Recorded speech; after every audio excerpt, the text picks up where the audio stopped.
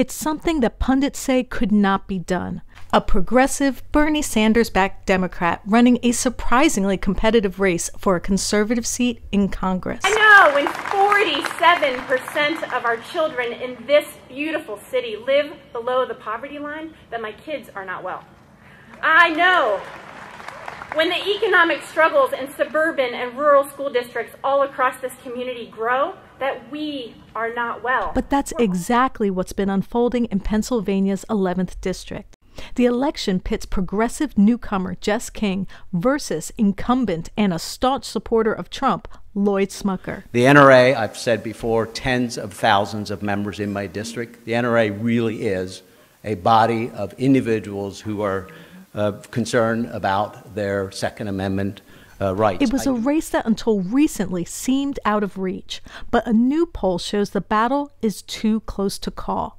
A recent snapshot of the race from Susquehanna Polling Research shows Smucker leading King by just 4 points, 50% to 46%, with 3% of the voters undecided. It's a tightening of the contest because several months ago, Smucker enjoyed a sizable lead. But so here's my fundamental belief on all of this, is that there are thousands, even millions of people in the country who have actually never had genuine, authentic, progressive values articulated to them in their terms on their doorstep. The 11th congressional district was newly drawn after the state Supreme Court ruled Pennsylvania's congressional district favored Republicans.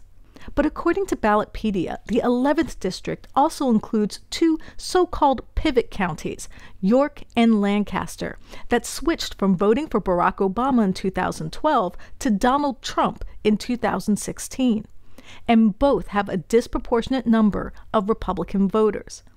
So why is a Democrat running as an unabashed progressive in conservative territory finding success? Perhaps it's because the progressive messenger appeals to the same pivot voters. When I think about Lancaster County, when we talk about college for all, my question is, when was the last time you went to somebody from a farming family and said, look, your family has fed Pennsylvania for generations. Why should you worry about going broke if you get sick or going broke trying to give your child a better life? And that's a value, that's a progressive value that anybody can get on board with. A point highlighted during a recent debate when King hit Smucker hard for his votes against Medicaid and Social Security. He voted to cut $500 billion from Medicare and Social Security. $500 billion. And so to talk about protecting Social Security and Medicare, when this is something that our seniors are depending on, and yet making a vote to cut that much money from programs does not mean protecting and keeping them sound for the future for those seniors. Not only did I not vote for that, but I worked on a specific bill that I introduced. So is Ms. King just wrong on that vote? That is incorrect. We have it on video footage, him agreeing at Budget Committee on the budget, cutting $500 billion from Medicare and Social Security. I voted to protect both Medicare and Social Security. And later posted a video showing him voting yes to cut Medicare. The budget for a brighter American future restores regular order and puts Congress on track to spend within our means.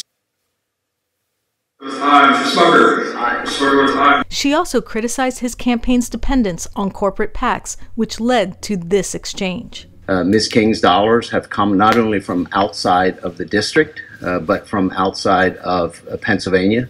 Significant portions of her dollars have come from San Francisco, from New York City. These are literally liberals who, leftists really, who are paying Ms. King's salary to advance their socialist agenda here in the 11th District of Pennsylvania.